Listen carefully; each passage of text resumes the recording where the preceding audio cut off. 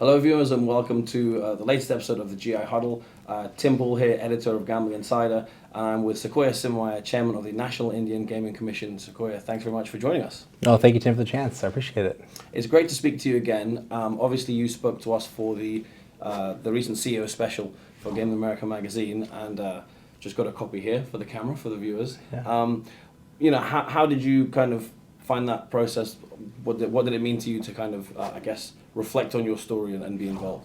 Well, first, it was a real honor to be asked to have an opportunity to kind of share my experience, but I really want to compliment Gaming America for having so many perspectives from Indian gaming in Indian country. It was terrific to see all the stories of the success that folks have had and the dedication and skills they bring to it. But I really enjoyed the chance to talk a bit about what I've been doing at the NIGC, National Indian Gaming Commission, and what led me to it, and that it's both as a Native person, being from the Coharie tribe, and also as a person who feels it's very important that we have strong intergovernmental relationships with Indian country and with the federal government, and where appropriate with the state governments. I think it was a good chance to kind of reflect on that and all the positive benefits that can come from it.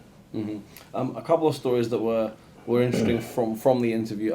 You're a referee in your spare time. Can you remind us which sport that's in? Sure. Well, it's been a number of years since I played, but I grew up playing sports, lacrosse and football, and later on it was a good opportunity to remain active in the sport by officiating. And what I've really enjoyed about it is a chance to not only just stay active in the sport, but it's a different way to kind of challenge yourself and try to do the best as you can, and understanding different circumstances. But it's been a really good opportunity, particularly working with youth and sports in that area.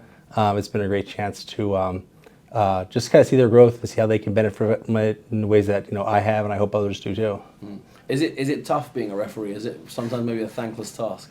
It depends on the circumstances, but I think there's good officiating and bad officiating. But I think that as long as as you're trying to comply with the rules, study them, do your job, play your role, it can be rewarding. And is there maybe a link to a type of person that becomes a regulator and maybe wants to become a referee as well? Well, I think any opportunity you have to sort of challenge yourself and really focus on something like that, it can help you in whatever profession you're in, I think. And that's been the case for me. I think that it's a refreshing way to be active in something you enjoy. Yeah.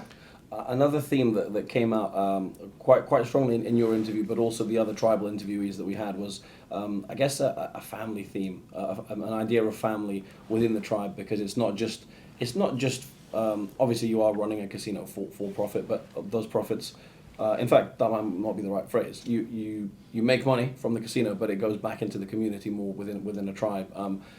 Like I say, that family theme. Can you sort of speak to that and what maybe separates it a little bit from the commercial side? Sure. Well, I think it's always true, particularly from a regulator's perspective, that Indian gaming exists for the tribal governments, their communities, and not the other way around. And for one of the important pieces of Indian gaming story is the fact that it is very often a necessary resource for important social educational support programs in the community.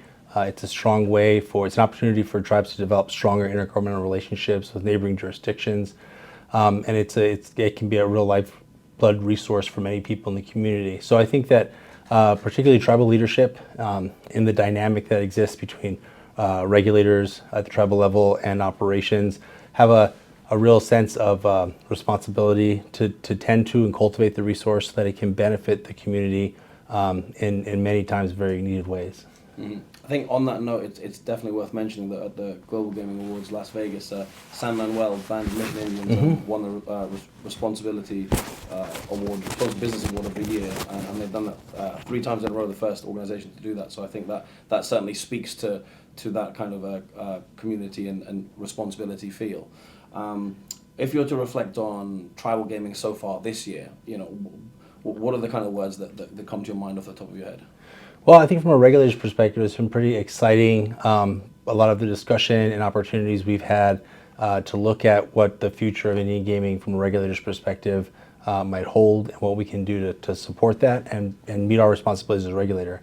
For us, recently we've gone through a number of rulemakings at the agency that have helped to modernize some elements within our regulations that can help regulators at the local, tribal level, and federal level to really do a more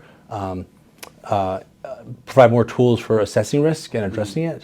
So I think a pretty exciting part of the conversation that we've been having is something that I look forward to seeing kind of more of an implementation of in the coming months and year. And have there been any particular, I mean, every year brings its challenges. I think obviously during the pandemic there were an inordinate amount of challenges, but in terms of things that hurdles and potential areas for maybe improvement or change in the future, has there been anything that stood out this year so far? I think since the pandemic. I think what has stood out is that the resilience of tribal communities to work with the industry and to remain dedicated to its kind of long-term sustainability and success. And I think that's been a theme both through what we've been able to report with revenues, but also with the innovation and the consistent presence that a lot of Indian country gaming's had. And you mentioned the revenue just now. Obviously, we've spoken since you announced the full year 2022 results. Correct. Can we reflect a little bit more on that, because it was a record set of figures, and when we spoke, you said there's no reason that growth can't continue in the years to come. Sure, I know it's been it was a record revenue reported at $40 billion, over $40 billion, and I think what there is that I see from kind of our perspective as a federal regulator is that there's a number of systems that have been in place for many years now, decades, that have shown this very positive growth in the industry, or consistent growth in the industry, with a few exceptions. And I think it demonstrates that those systems can work to keep that resource being cultivated and growing. And how important are maybe events like G2E to, obviously there are tribal events throughout the year, but G2E where the whole industry comes together in North America, but there's obviously a massive tribal presence at these shows as well. Sure, yeah, I think it's really important, for all the regulatory community, tribal and non-tribal, to have an opportunity to understand best practices, to anticipate what's on the horizon. Within the National Gaming Commission for a few years now, we've had a campaign to discuss the importance of thinking about what the regulatory workforce is going to look like in the future. And an important part of that is seeing what else is going on in the industry, what else is going on with fellow regulators, and how to, where it's appropriate not to recreate the wheel, or where it's appropriate to anticipate a challenge that might arise, and to maybe readjust and refocus the work that you're doing. I think from a regulator's perspective, it's always important that our approach to oversight is efficient and effective, and in order to do that, it's really important that we understand what's going on in the community and have that network of understanding. In terms of understanding, and I guess hot topics at the moment, cybersecurity. The NIGC sort of released some statements on it recently, but obviously in Vegas we had MGM and Caesars, but MGM made more headlines in terms of cyber attacks. In terms of the tribal community, what do you do to help properties stay, I guess, on top of this very real threat, and as we may have said before, in all industries, not just gaming? Sure. Well, absolutely. I mean, I can't speak to those specific incidents, but I know that it can reiterate that this is a challenge being dealt with globally across many different industries. At the NIGC, one of the things that's been important for us as part of our strategic plan is a focus on preparedness in the regulatory community, and whether that's workforce or critical event response, preparing for and managing the resources and the assets that ensure continuity of operations for the regulation of Indian gaming is an important discussion to have. And we saw for sure during, like other industries, we saw an uptick in the sophistication of ransomware attacks that were taking place. And we have, for some time now been building out our capacity, both to help to ensure that we're doing what we should be doing and trying to always be vigilant in our own organization, but to help tribal governments and to work with their regulators and with operators to assess their risk, to develop a plan. So we have a pretty extensive and growing technology division within the NIGC that part of their work and outreach to tribes includes developing enhanced and Indian gaming specific resources and tools. We have a growing IT vulnerability assessment tool that we offer, where it helps to instigate the conversation amongst regulators at the local level and tribal leadership and operations about where investments can be made. We've also put out a number of tech alerts that we put on a regular basis to help bring together the community, both tribal and non-tribal. And we also have a number of good partnerships we've been developing, for example, with the Cyber Infrastructure Security Agency at the federal level, with the FBI, with the Secret Service, to try to help leverage all of those resources and knowledge and expertise that exist. And it's helping us to both look at our regulatory role, what our requirements are, what our best practices are to promote, and to have a conversation with Indian country, and particularly with tribal leaders who have the responsibility for articulating what their goals and objectives are going to be at the community level, to help facilitate that conversation and help to prepare the regulatory community. That's it's a very extensive list of kind of what you just mentioned there, of what's being done. Given tribal gaming's, I guess, historical strength in the land-based side, is it a case that the rate of sort of adaptation and needing to keep up might have to be a little bit quicker, even because obviously not originally predominantly digital organizations? Mm-hmm. Well, we've talked in recent times about, from the regulator's perspective, that technology presents both a threat but also a strong opportunity, and that local level decision making is really important to be informed about where the risk lies. And so aligning with a multi-year plan to say how are we going to address the threats based on how we're using technology is going to be important for every community. It's going to be different in every community. And from the National Gaming Commission's perspective, what we can do is really acknowledge that there's a diversity of capacities and approaches and strategies across Indian gaming, and that we can provide insight and tools and help to make sure that we're taking any steps necessary to maintain our comprehensive reputation for regulation in the industry. Yeah. As we're based in Las Vegas, I thought it would be great to ask you about the potential future of tribal properties and influence in Las Vegas, because I think it's growing. It's fair to say you've got the things with developments with the Palms and the Mirage. Can you see a future where tribes are play an extremely huge role in Las Vegas?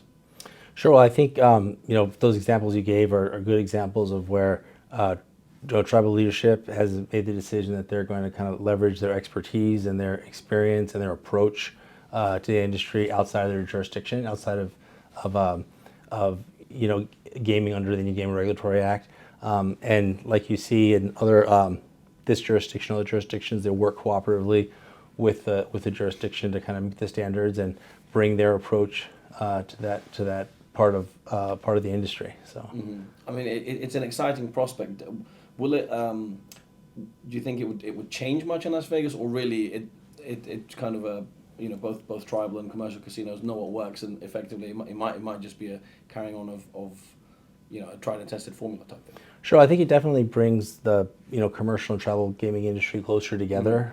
In terms of the operation side of that, I can't comment too much, but from a regulator's perspective, I think it's definitely an opportunity for kind of collaboration and really best practices and innovation in terms of, in particular, that can benefit the regulatory community, how to be more effective and efficient in the way that we're approaching regulation, so that it can be a way to anticipate risk, to manage risk in an efficient way, and to make sure that we're playing an appropriate role to guard the reputation and not stand in the way of innovation and development and the growth in the industry. Mm-hmm. Yeah, makes a lot of sense. And my final question, my final sort of area for you is looking ahead, looking to the future. We've spoken about the results for 2022. Obviously, I'm sure when the results for 2023 come out, they'll as we said, they'll probably hopefully show some exciting new revenue and kind of record growth. But looking ahead to 2024, what are the main, for you as a regulator, what are the main things that are on your list of things to watch out for, and maybe kind of plans and goals, that kind of thing? I think that technology continues to be an important discussion that we as regulators can help to carry. I think that there's a number of, as we've tried to do in the past 18 months of the NIGC, review and update and modernize a number of our regulations that we hope will make the regulatory role more efficient and effective, and help us to kind of meet our mission as best we can. So whether that's touching areas like backgrounding and licensing and helping to ensure that it's a more tailored, appropriate assessment of where that risk lies that can be made at the tribal level, or acknowledgement of small and charitable operations, which is a significant portion in some parts of Indian country, that there are flexibilities there that make those make those operations ones that can be, properly regulated and risk is kind of properly assessed in those areas, or just in our efficiencies and how we are kind of promoting some of the tools that are within the Indian Gaming Regulatory Act. This October marks the 35th anniversary of that law's enactment, and I think it's always a good opportunity to look at that direction and that framework that was set out by lawmakers, that we as regulators have a responsibility to carry out and define the work that we do, to look at new tools that we might have in there, whether it's developing and further promoting the self-regulation and certification capacity that we have, or looking at ways to find administrative flexibilities through alternate standards or waivers that we have. It helps the regulators to be sure we're maintaining our responsibility, but not standing in the way of innovation in a way that's going to limit or have an unintended impact on the growth of it. Because Indian gaming, like all the gaming industry, is important to local and national economies, but it's also really important in tribal communities that the resources maintained and protected and remain sustainable for the future. I think from everything we've talked about, the two words that are standing out to me in terms of maybe things for moving forward, maybe collaboration and modernization. I think those are two that stood out from what you've been saying, I think. Absolutely. I think that's a good way to summarize. I think definitely opportunities for collaboration and always modernizing to make us more efficient and effective in how we're kind of approaching our role. Well, Sequoyah, thank you very much for your time. I really enjoyed speaking with you. I'm sure we'll speak again with you soon. And best of luck out here in Vegas. I appreciate it. Thanks so much, Tim.